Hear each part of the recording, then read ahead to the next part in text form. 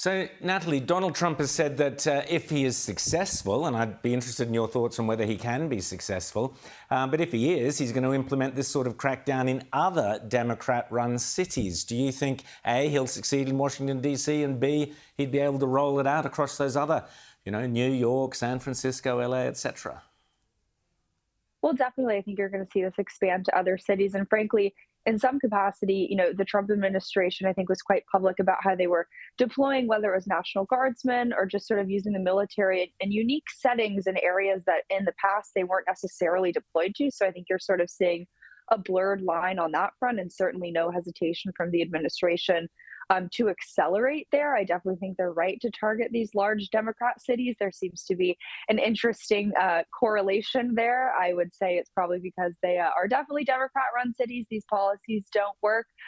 In terms of its effectiveness in DC, I think like with a lot of these cities, the violence is not, dispersed equally throughout the city. It's contained to certain areas where I'm just a little curious where once the presence of this National Guard or these troops or the law enforcement is lifted, if that's going to stay. I think it's a much more systemic problem. But I think the one thing that the data shows is that actually the threat of arrest and actually removing a lot of these people off the streets, which we've seen every night, basically dozens of people, whether it's actual crimes like murder, homicide, that stuff, or on the immigration front, people being removed. But I think that is going to be the biggest deterrent.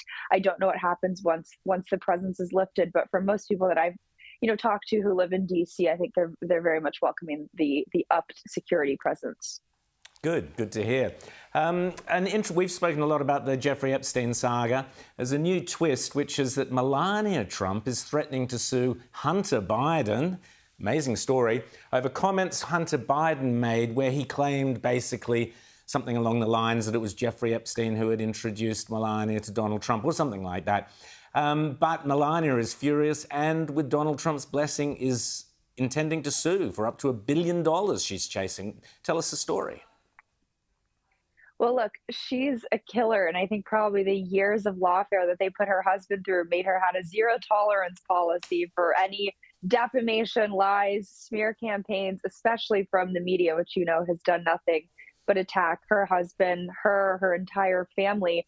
Hunter Biden basically tried to say that Epstein was responsible for introducing them, that was the only reason that they met. Totally unfounded claims, which had been peddled by a bunch of left-wing outlets at the peak of sort of, the Epstein affair.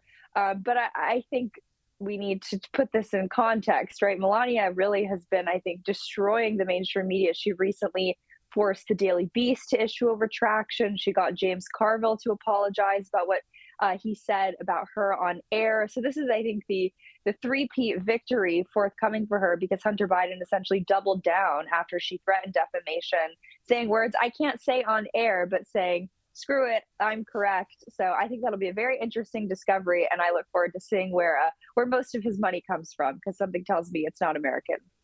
Well, I think he'll have to sell a lot of those paintings if she wins to pay for it. Natalie Winters, always great to chat to you, and we'll follow that one very, very closely, and we'll speak again soon. Thank you so much.